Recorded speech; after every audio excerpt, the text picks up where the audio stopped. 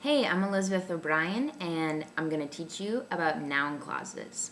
Ready? Here we go. Noun clauses are subordinate clauses. You can also call subordinate clauses dependent clauses if you want. So they are subordinate or a dependent clause, and they act as a noun.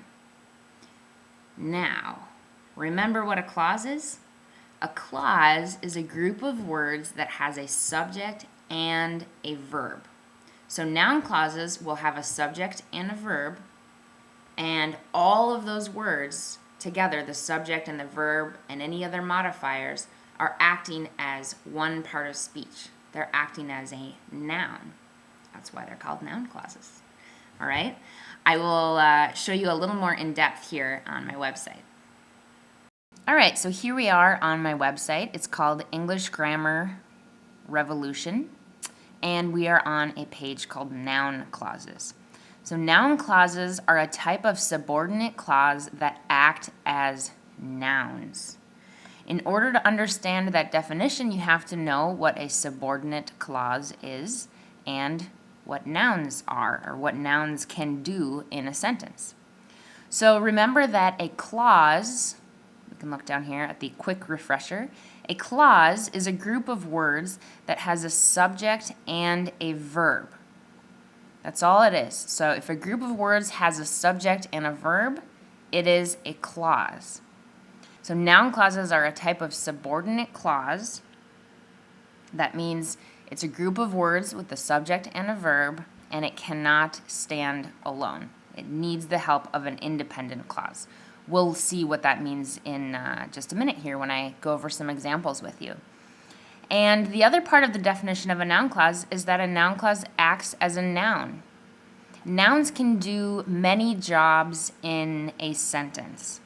And a few of the noun jobs that you see most often are subject, direct object, object of the preposition, and predicate noun. So those are the jobs that I'm going to be telling you about today, and I'm going to show you how noun clauses act as each of those things in a sentence. All right, I'm going to just scroll down here. So, subjects. Subjects tell us whom or what a sentence is about. A subject is one of the noun jobs, so a noun can be a subject. That means a noun clause can also be a subject, because remember that noun clauses can do anything that nouns can do. So let's look at this example here.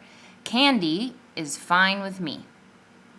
Here we have this one word, candy, and it's performing the job of the subject in this sentence. It's a noun, and it is the subject. Now, look at this example right here. Whatever you want is fine with me. Now, we have a group of words. This group of words right here is performing the job of a subject. It is performing a noun job. That whole clause is acting as the subject of the sentence. So that is a noun clause. Well, let's make sure that it fits everything we know about the definition of a noun clause. First of all, is it a clause? Does it have a subject and a verb? Well, you is the subject within the noun clause, and want is the verb within the noun clause. So yes, it does have a subject and it does have a verb. So it is a clause. So we know here that we have a noun clause. Subject and a verb. It's acting as the subject of the sentence. If any of you know about diagramming, this is how you would diagram it right here. In sentence diagrams, the subject would go right here, and the verb goes over here. So there's a horizontal line and a vertical line splitting the subject of the sentence and the verb of the sentence. So you can easily see right here that this group of words in red is acting as the noun clause. So the subject and verb is the subject of the sentence. Seems kind of funny, but groups of words are acting as the subject. Okay, So that's one thing a noun clause can do. A noun clause can also be a direct object. A direct object, in case you have forgotten, is something that receives the action of the verb. So direct objects you will only find with certain verbs called transitive active verbs. So when verbs transfer their action, that's a transitive active verb, to a receiver, that receiver is called the direct object. Let's look at this example. Can you tell me the time? Time is one single word, and it's the direct object. It's doing a noun job. It is receiving the action of the verb tell. Tell me the time. Now, here we have a group of words performing that same job. Can you tell me when it is time for dinner? This is a noun clause performing the job of a noun. When it is time for dinner. Does it have a subject and a verb? Yes. It is the subject and is the verb. Is it a subordinate clause? When it is time for dinner. Yep, that's a subordinate clause. It does not express a complete idea. And we can see that it is doing the job of a noun. All of those words are acting together as the direct object of the sentence. So we have a noun clause. This is how you would diagram a noun clause acting as the direct object of a sentence. Have the subject on the left side, the verb on the right, and then direct objects go in this little spot right here. Don't get too overwhelmed if you haven't started diagramming yet. It's not as tricky as it looks here. But this is just another example of a noun clause acting as the direct object. Okay, objects of the preposition. That is another noun job. Something being the object of a preposition is something that a noun does. So here's an example. I asked about Tom.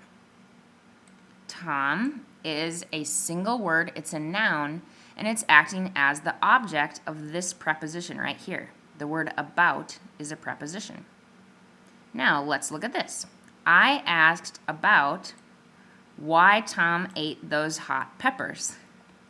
I wrote that sentence because I just watched a YouTube video where there was a news reporter doing a report on this pepper farm, and he just started eating these hot peppers, and it was pretty funny. So I asked about why Tom ate those hot peppers. Now we have a bunch of words here, and they're all doing the same thing that this one word was doing up here. They're acting as the object of this preposition, about. So they're performing a noun job. Is it a clause? Let's see. Does it have a subject? Tom. Does it have a verb? Ate. So it is a clause. Can it stand alone, or is it independent or dependent? Why Tom ate those hot peppers. That does not express a complete idea. So we know it's a subordinate clause. So it's a subordinate clause. It's doing the job of a noun. We know it is a noun clause.